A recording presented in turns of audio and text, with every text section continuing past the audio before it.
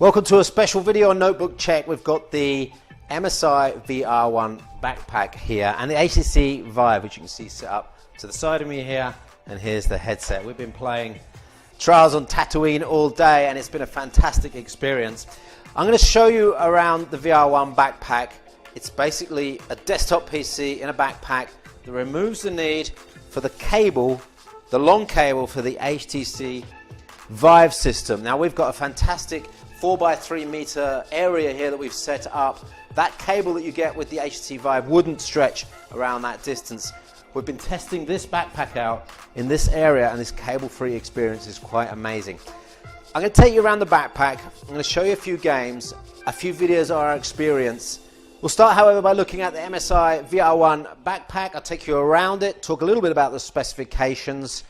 The one specification you probably need to know is GTX 1070. There's GTX 1070 inside.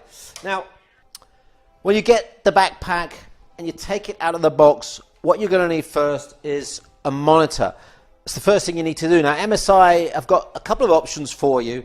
Basically, you'll need to plug in a monitor, HDMI or DisplayPort, and then configure remote desktop. So you can use a separate laptop or separate PC to connect to this device over Wi-Fi. Now it's important that you have a wireless connection because bringing it back to a table, connecting DisplayPort every time you need to change something in Windows is difficult. You can do it through the HTC Vive system. There's a desktop scenario that you can use and you can use with the controllers, but it's not that easy. And on first setup, you probably want to be using it in a desktop mode with a screen. What we've done here though is we've used WiDi. We've used a DisplayLink adapter.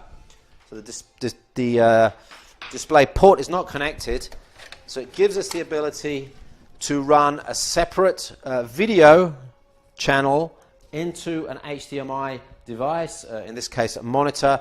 Later on I'll be putting it into a capture card so I can capture some of the content that's coming out of this.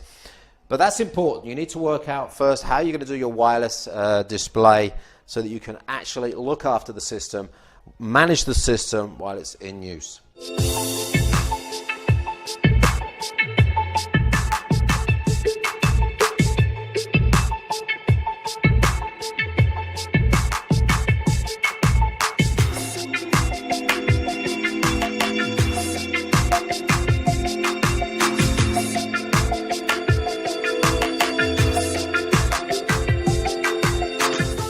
So there it is, that's the VR One backpack with the straps attached. It comes without the straps connected, but you just clip them in at the top and you get a fairly, well, surprisingly lightweight system and surprisingly small. I thought it was going to be bigger, I thought it was going to be heavier. It's not. Let's just take a look at that there on the camera. And I want to show you, there's the power port underneath, and that powers these two huge battery packs. Each one is a 100 watt-hour battery, and you can actually hot remove those as well. In fact, if I just put this on the table, I'll pull one of those out and you'll see that things are still working in the background.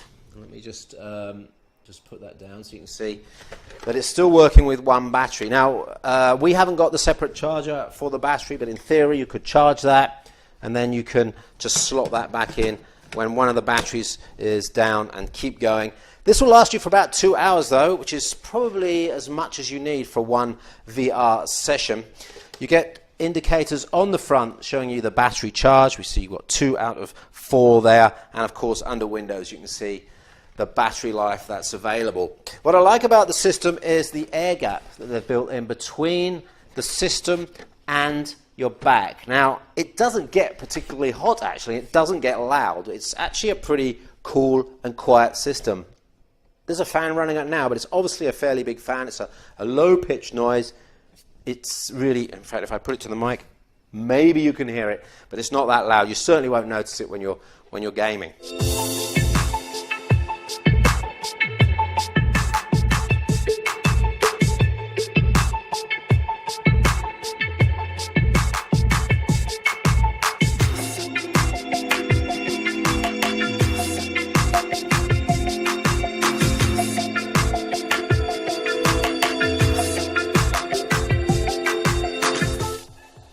Right, you'll see a few bits of equipment in the room that are in addition to the VR One backpack and the HTC Vive. Basically, I've got a frame capture device here, which is going over the wireless display connectivity to try and capture some of the action. Let us now take a demo and show you some of the experience. So here we are in the wizard's room, and we've got some pretty crazy stuff here. Whoa. Zoom right in. And there we are, the Eiffel Tower. Can stand next to the Eiffel Tower. Let's stand on top of the Eiffel Tower.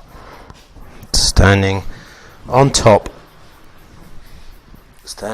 of the Eiffel Tower in Paris. The graphics adapter in here is the NVidia GTX 1070. So it's not a dual, it's a single GTX 1070, so no SLI configuration in here.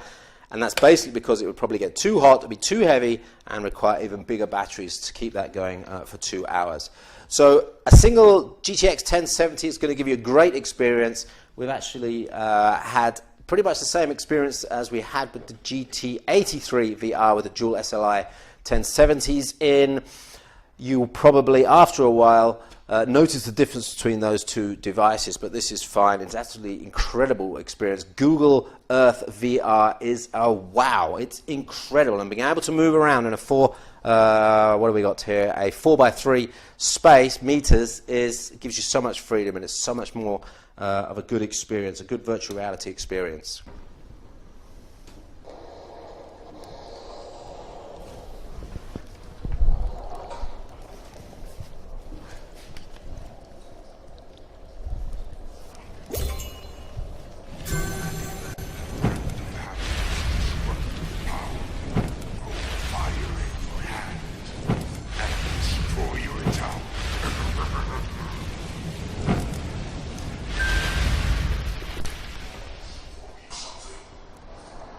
Whoa.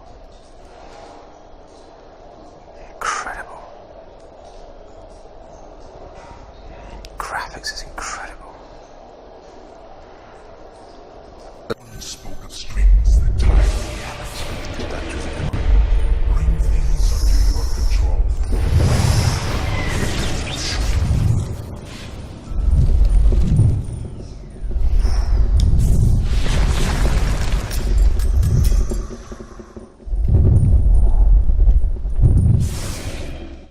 So if you've watched this far, you probably want to know some more about the specifications. There's an overview for you there. But if you want any more, go to notebookcheck.net, and there's an article about the MSI VR One there. The link is in the YouTube video notes below.